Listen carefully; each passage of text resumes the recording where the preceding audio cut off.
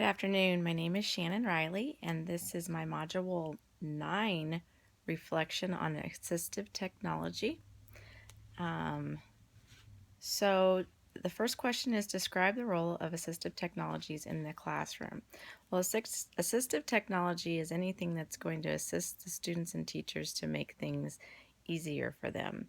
A lot of this you're going to see, of course, in special education, but it's not necessarily just special education.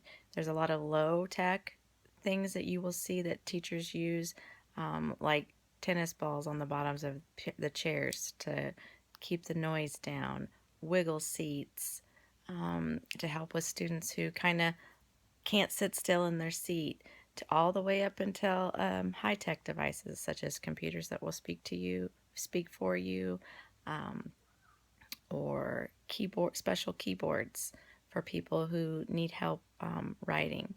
So the assistive technologies is a broadness to it, but like I said before, it seems to be always associated a lot in special ed. What past experiences have I had using assistive technologies?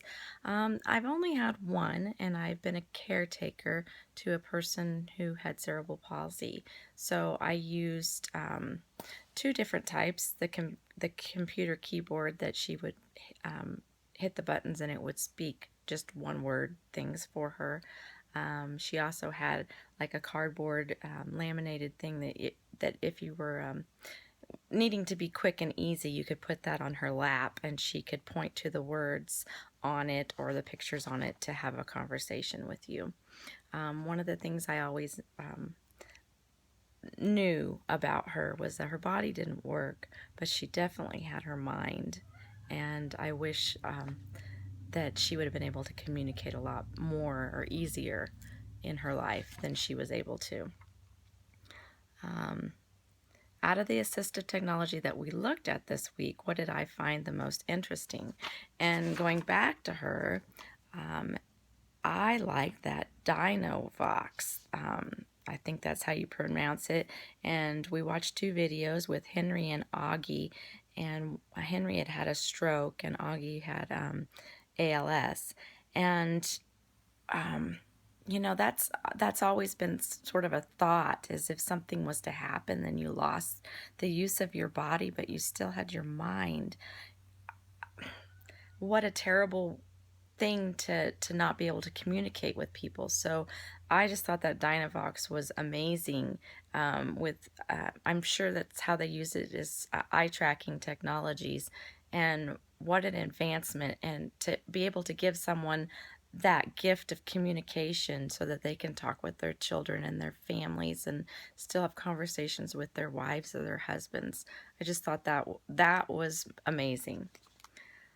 So moving on to the Bernsma article, it says describe 3 of the 6 applications of assistive technology and give an example of each that is not referenced in the article. So the 3 that I picked, starting with the application to assist with existence. These are things that are necessary to just sustain your life. I went with some low-tech devices, some simple things. And not necessarily so much with special ed, but you have a child that's left-handed in your classroom, you're going to need to have some low-tech devices in your classroom to help that student. Some left-handed scissors, how you're going to sit them in their classroom. Some other things were visual timers. Sometimes you need to keep students on task, so some of these low-tech visual timers can help. Some sensory tools, like I mentioned before, some wiggly seats. These are things that help in your classroom, which is the day-to-day existence of the students' lives. Applications with communication. We talked about some of the things that were mentioned here are ways of communicating with their peers. Well, if you have a child that is deaf, we need to, in the school system, say they have a cochlear implant. Well, the school does not necessarily put the cochlear implant or provide those, but they do need to have the knowledge to support that. type of technology and be able to use it to help our students with communicating. The next one was the assistant technology for mobility. Talked about the number of skills such as walking, using stairs, and transferring. Well, what about schools are going to need, in order for that student to be able to have freedom to be able to do things on their own, they're going to need to have elevators, maybe stair chairs to get up and down, handicap doors with a button so that they can open that door and get in and out of that school by themselves, promoting freedom for them. Bathrooms that are handicap accessible. These are all things that these students will need in order to have independence. Find one additional assisted technology not listed in the module and provide an overview of what it is, how it works, and where you found it. Well, one thing I noticed, I visited a classroom one day, and it was a special ed classroom. Well, it wasn't a special ed classroom. It was an inclusive classroom, but it had a special ed student in there that had visual impairments. And I walked into the room, and I felt like it had a blue haze in there. And I looked up, and there were these covers over the fluorescent lights. And so I asked the teacher what that was for. And she said, well, they have a student in their class that gets a lot of eye strain. So it doesn't harm the other students. In fact, it's not a bad thing for anybody.